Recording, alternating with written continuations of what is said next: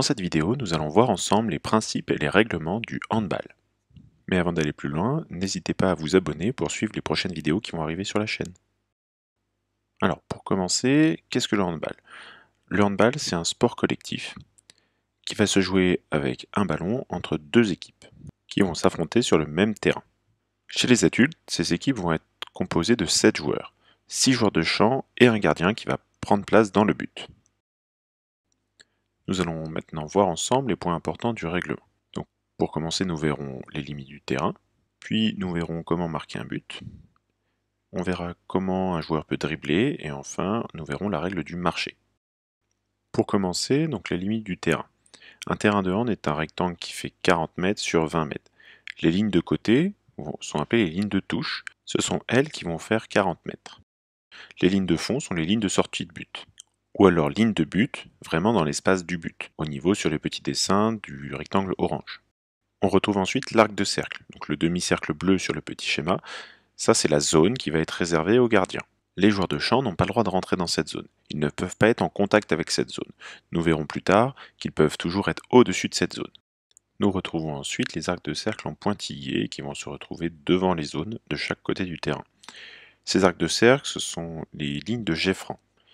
Suite à une faute, entre la zone et la ligne de jet franc, les remises en jeu se font au-delà de cette ligne-là, avec tous les défenseurs qui viennent se mettre entre les pointillés et la zone. Nous allons maintenant voir comment un joueur peut marquer un but. Pour marquer un but, déjà, il faut réaliser un tir qui va vers le but. Il va falloir que le ballon franchisse la ligne de but. Et pour que le tir soit validé, le tireur doit se trouver en dehors de la zone. Ou alors, il peut être en suspension au-dessus de la zone, c'est-à-dire qu'il doit sauter au-dessus de la zone pour pouvoir tirer, comme le montre l'image avec Lucas Ballot, un des meilleurs handballeurs français. C'est ce que l'on appellera le tir en suspension. Pour qu'il soit validé, le tireur ne doit pas avoir touché la zone au moment où la balle quitte sa main. Nous allons maintenant voir le dribble. Donc le dribble, c'est ce qui va permettre à un joueur qui a la balle de pouvoir avancer. Il doit faire rebondir la balle au sol plusieurs fois sans s'arrêter pour pouvoir avancer. En effet, au handball, il est interdit de se déplacer avec la balle tenue dans les mains, soit tenue à une main, soit tenue à deux mains. Il est aussi interdit de dribbler avec les deux mains en même temps. Donc il faut bien dribbler avec une main, mais on peut alterner entre main gauche et main droite. Et à partir du moment où le joueur s'arrête de dribbler, il arrête son ballon, il tient son ballon, il ne peut plus recommencer. S'il enfreint ces règles, l'arbitre va siffler reprise de dribble, et il donnera la balle à l'équipe adverse. Généralement, on dribble peu au handball, et on dribble beaucoup moins qu'en basket. On préfère faire plutôt des passes pour pouvoir faire progresser la balle. Nous allons maintenant voir le marché. Quand un joueur a la balle, nous l'avons déjà vu, il ne peut pas se déplacer sans dribbler.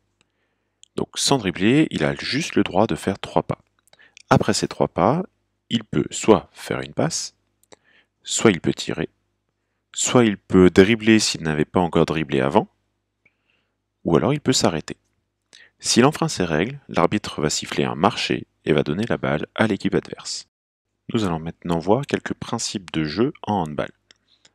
L'équipe qui attaque doit en fait s'organiser pour mettre un tireur en position favorable. Une position favorable, qu'est-ce que c'est?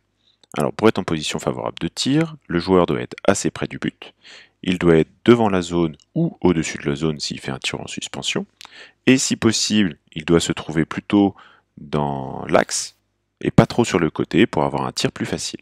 Et donc pour mettre un tireur de son équipe en position favorable, il faut réussir à prendre de vitesse la défense, soit grâce à une attaque rapide, soit grâce à une attaque placée. Nous allons commencer par détailler l'attaque rapide. L'attaque rapide, comme son nom l'indique, elle va vite. Elle s'effectue lorsque l'équipe adverse n'est pas replacée. Il faut la prendre de vitesse comme on le voit sur la petite animation. Donc une attaque rapide, il faut la lancer dès qu'on vient de récupérer la balle. Et on cherche à aller vite vers l'avant en faisant des passes rapides vers l'avant et voire des grandes passes qui passent au-dessus des défenseurs. On vise donc des joueurs qui sont devant nous, et plus on va aller vite, moins les adversaires auront le temps de se replacer. Et ainsi on aura plus d'espace pour trouver une position favorable de tir. Nous allons maintenant voir l'attaque placée. Donc, quand la défense est replacée, il devient plus difficile de trouver une situation favorable de tir. L'attaque rapide n'est plus possible, il va donc falloir créer des espaces, des intervalles entre les défenseurs, comme on le voit sur la petite animation. Pour créer des intervalles, il va falloir déplacer certains défenseurs pour créer un espace assez grand entre deux défenseurs, comme on le voit ici sur l'animation, pour qu'un des attaquants puisse s'engouffrer dans cet espace pour aller tirer. Voilà, cette vidéo sur le hand est maintenant terminée. On se revoit très vite pour mettre tout ça en pratique. N'oubliez pas de vous abonner et d'activer la cloche de notification.